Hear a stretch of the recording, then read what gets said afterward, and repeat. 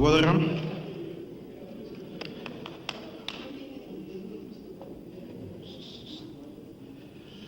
Ќе започнам со самиот наслов, кој што во првиот дел малку. I will start with the title. It might be provocative, from Bucharest to Bucharest, the division of Macedonia and the Bulgarian policy at the end, the beginning of 21st century. The policy of the Macedonian question after 1988 doesn't mean 1899 doesn't mean that the term did not exist earlier, but that means that the term acquired a new notion attached to it for the creation of free state. Such an idea at the beginning might be territorialized, but later on will be crystallized in a national state containing all the ethnical parameters. A lot of the people that were identified as of Slavonic origin now started to recognize themselves as Macedonians. Maybe the oldest educational propaganda is the Greek one, but it doesn't mean that it should be equalized with the Greek period in the period before the creation of the Greek state nation. That is, the propaganda before the Greek nationalism has one character, and the Greek propaganda later on had a social and status nature dealing with culture and education. At the end of the 19th century, the monopoly of such elite was replaced by encompassing all members that were made Greek just by belonging to the Patriarchate of Constantinople. In order to strengthen the Greek influence, associations were established for promotion of the Greek culture and also specialized journals for propaganda. Better organization of the Greek network in Bitola Yondragumis was sent for the purposes above stated, where the Patriarchate nominated him as an episcope. And also books and studies were produced that talked about the ancient Macedonia, such as the Alexander prophecies, free of charge, distributed in schools. Also, books in the Slavic language have been printed, but also written with the Greek alphabet. After the Linden uprising, the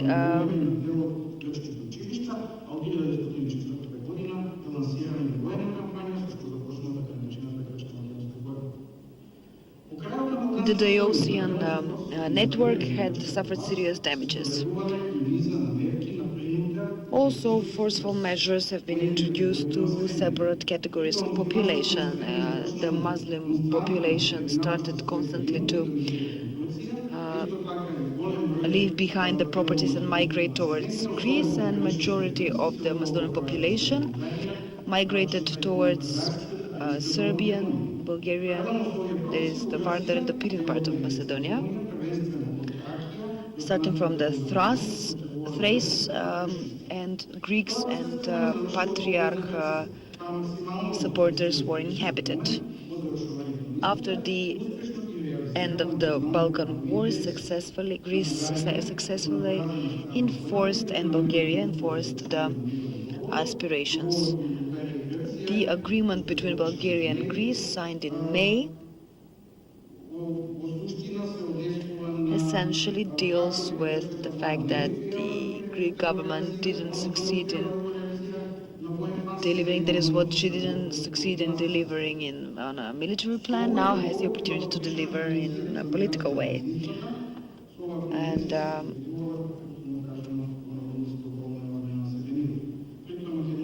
there is this convention also envisaged the so-called voluntary exchange of population. That is, the Macedonian Slavic population was labeled as Bulgarian and automatically subjected to such international agreement. the chief migration and addressed the central and the eastern part of the Aegean Macedonia.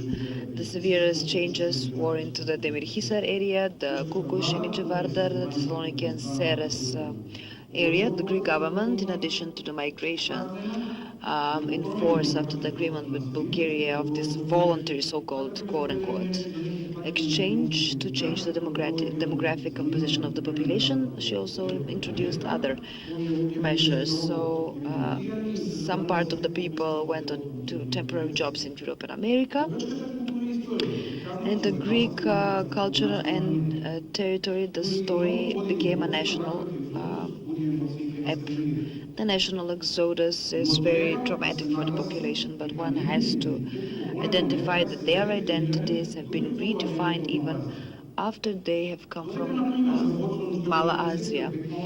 For Watson,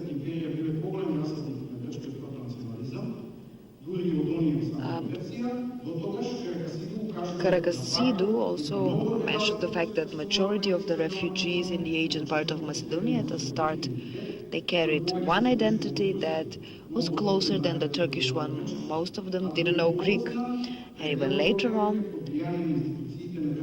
with the influence of the Greek state through the nationalism, redefined that and de facto became a part of the Greek nation. Also a very significant segment for the construction of this identity is the stereotypes of the autonomous influence have been presented by them. We need to mention several elements in this period influenced the change of the national and ethnic identity in the period until the Second World War. The agro policy is tightly related to the social structure of the population. The members of the ethnic groups such are defined not on the basis of their affiliation, which was not voluntary and unaware interiorization of the group values. That is, the ethnic groups are educated when the individuals like to acquire certain material goods. As a consequence to this, in those parts where the population gave resistance to the imposed identity, the best land were exclusively being awarded to the newcomers. Also, all the first and last names of the Macedonian population were changed. With this measure, through external categorization, by time, the eternal self-identification of the population will follow, and every trace and relation to the past that would point out the separate identity should have been erased. Enyotain metaxas is a third significant factor of the brutal dictatorship. 50,000 Macedonians were migrated and more than 80,000 are considered as missing. On the 23rd of August 1953, the decree was adopted 2563 of the Greek government, by the means of which the border settlements need to be mandatorily colonized with quote-unquote individuals with clear self-identification and awareness. So the Macedonians were colonized. And in this period, there is a ban on the Slavo-Macedonian names and in the forms, that is, in the official correspondence, only Greek forms should be used. At the beginning of 1954, the Macedonians have been replaced by the public service in the Aegean of Macedonia. In 1959, the Greek government adopted a law on forceful statements of loyalty. So the villages around Florina, Kastoria and Kailari, Greek authorities asked for a clear confirmation that there is no account that they do not speak the Macedonian language there. The military dictatorship in Greece, 67 to 74, made the situation in the Aegean part even worse, and the key is the decision number 106.842 of 82 for repatriation of the Greek citizens and political refugees. And in Greece, Greece would only accept only those that are Greek by birth, only those that will renounce their Macedonian identity. The law number 1540 of 85 has a discriminatory clause that disables exercising of the property rights of the Macedonian in Greece. The 20 years of the 20th century after the independence of the Republic of Macedonia, the minority question in Greece receives another dimension. The xenophobic behavior towards the Macedonian minority and the Macedonian issue in general at the beginning of the 20th century is absolutely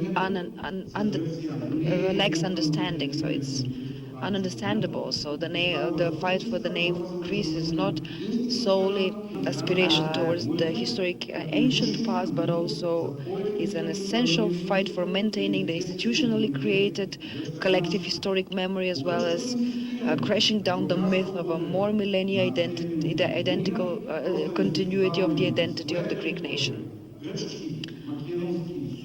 In the Greek, insisting of geographic use of the term Macedonia, accompanied with the creation of another territory of a Greek Macedonian sub-identity with expressed geographic character. So the fear is not towards the reawakening of the ethnic identity of the indigenous so-called Slavophone or Macedonian or Dopi Macedons population, but towards the not fully integrated, populated nations also, or inhabitants also. Aegean Macedonia is to be unified with the identity that is being proposed by the Greek country. That would mean that the identity of the Macedonians as minority there would be turned towards full destruction of the Macedonian identity, which means a genocide, but ethnocide as well.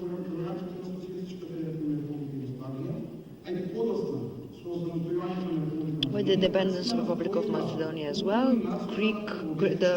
Greece wants to culturally and nationally wipe out the Macedonian identity.